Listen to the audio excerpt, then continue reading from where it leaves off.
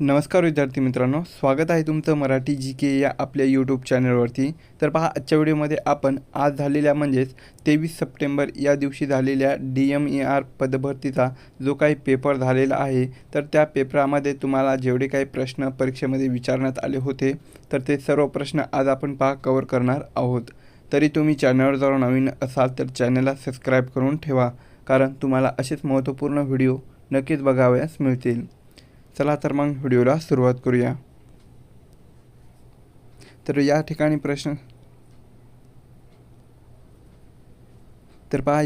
प्रश्न क्रमांक पहिला असा आहे, व्यंकटेश भगवानराव खेडगीकर हे खालीलपैकी कोणाचे नाव आहे?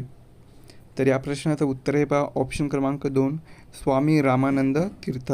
तर स्वामी रामानंद तीर्थ हे पहा व्यंकटेश भगवानराव खेडगीकर हे यांचं पूर्ण नाव आहे. प्रश्न क्रमांक दुसरा, कोणत्या राज्याने स्थानिक स्वराज्य संस्थांच्या निवडणुका बॅलेट पेपरवर घेण्याची घोषणा केलेली आहे? तर या प्रश्नाचं उत्तर पहा, ऑप्शन क्रमांक 3 कर्नाटक. तर पहा, कर्नाटक या राज्याने स्थानिक स्वराज्य संस्थांच्या निवडणुका या बॅलेट पेपरवर घेण्याच्या घोषणा या केलेल्या आहेत. प्रश्न क्रमांक 3, पंचमढी व चिखलदरा ही थंड हवेची ठिकाणे खालीलपैकी कोणत्या पर्वतावर आहेत?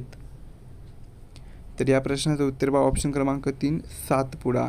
तर पहा, सातपुडा या पर्वतावर पंचमढी आणि चिखलदरा हे थंड हवेची ठिकाणे आहेत. प्रश्न क्रमांक 4, भारताच्या कोणत्या राज्याला नेपाळ या देशाची सीमा लागून नाही? तर या प्रश्नाचं उत्तर पहा, ऑप्शन क्रमांक 3 आसाम. तर पहा, भारताच्या आसाम या राज्याला नेपाळ या देशाची सीमा लागून नाही. प्रश्न क्रमांक 5, 17 सप्टेंबर सन 1948 रोजी खालीलपैकी कोणत्या संस्थान भारतामध्ये विलीन करण्यात आले? तर या प्रश्नाचं उत्तर पहा, ऑप्शन क्रमांक 1 हैदराबाद. तर पहा, 17 सप्टेंबर सन 1948 रोजीला या दिवशी पहा हैदराबाद हे संस्थान भारतामध्ये विलीन करण्यात आले होते. प्रश्न क्रमांक 6, भारताच्या पश्चिम किनाऱ्यावर खालीलपैकी कोणते बंदर नाही? तर या प्रश्नाचं उत्तर पहा, ऑप्शन क्रमांक 2 हल्दिया. तर भारताच्या पश्चिम किनाऱ्यावर हल्दिया हे बंदर नाही. प्रश्न क्रमांक 7, हरगोविंदा खुराना हे खालीलपैकी कोणत्या क्षेत्राशी संबंधित आहेत? तर या प्रश्नाचं उत्तर होतं पहा, ऑप्शन क्रमांक 3 वैद्यकशास्त्र. तर वैद्यकशास्त्र या क्षेत्राशी हरगोविंदा खुराना हे संबंधित आहेत.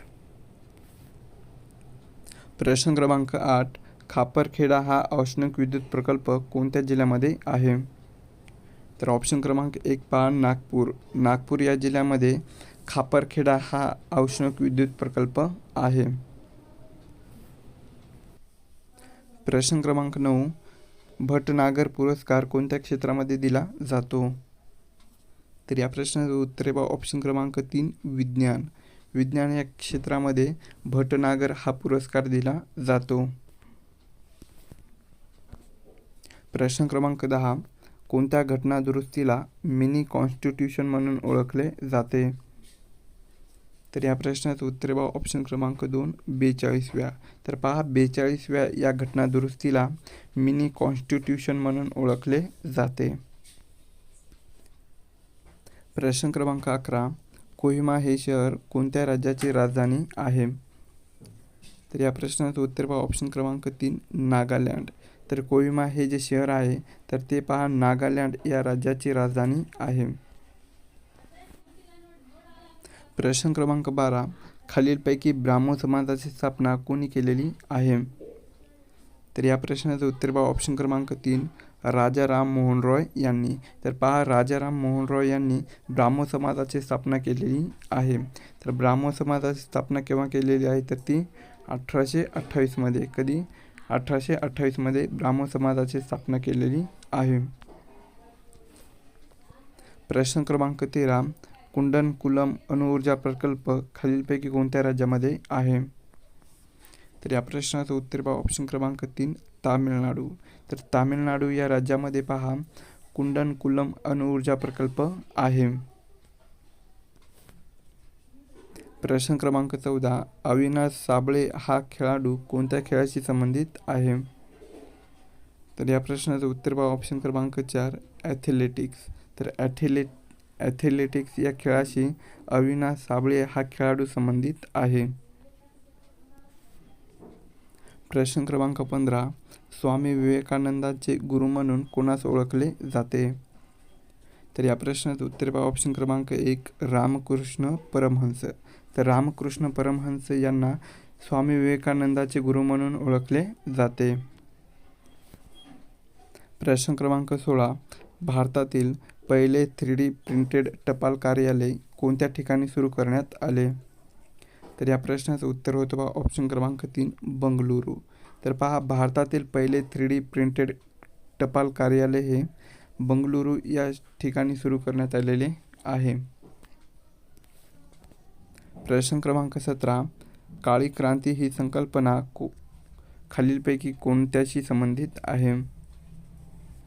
तर या प्रश्नाचं उत्तर पहा ऑप्शन क्रमांक 1 खनिज तेल. तर पहा काळी क्रांती ही संकल्पना खनिज तेल यांच्याशी संबंधित आहे. प्रश्न क्रमांक 18. उपराष्ट्रपतीची निवडणूक लढवण्यास पात्र ठरवण्यासाठी किती वर्ष वय पूर्ण असावे लागते? तर या प्रश्नाचं उत्तर पहा ऑप्शन क्रमांक 2 35 वर्ष. तर पहा उपराष्ट्रपतीची निवडणूक लढवण्यास पात्र ठरवण्यासाठी वर्ष हे पहा 35 इतकं वय पूर्ण असावे लागते. प्रश्न क्रमांक 19. राज्यसभेचा अध्यक्ष खालीलपैकी कोण असतो? तर ऑप्शन क्रमांक 3 पहा उपराष्ट्रपती. तर उपराष्ट्रपती हा राज्यसभेचा अध्यक्ष असतो. प्रश्न क्रमांक 20. कोटा औष्णिक ऊर्जा केंद्र खालीलपैकी कोणत्या राज्यामध्ये स्थित आहे? तर या प्रश्नाचं उत्तर पहा ऑप्शन क्रमांक 1 राजस्थान. तर पहा कोटा औष्णिक ऊर्जा केंद्र हे राजस्थान या राज्यामध्ये स्थित आहे. प्रश्न क्रमांक 21. स्वातंत्र्य चळवळीतील तयाला तुरुंग भिवविल किती ही कविता कोणाची आहे? तर या प्रश्नाचं उत्तर पहा ऑप्शन क्रमांक 1 सावरकर. तर पहा स्वातंत्र्य चळवळीतील तयाला तुरुंग भिवविल किती ही जी कविता आहे तर ती पहा स्वातंत्र्यवीर सावरकर यांनी ती लिहिलेली कविता आहे. प्रश्न क्रमांक 22.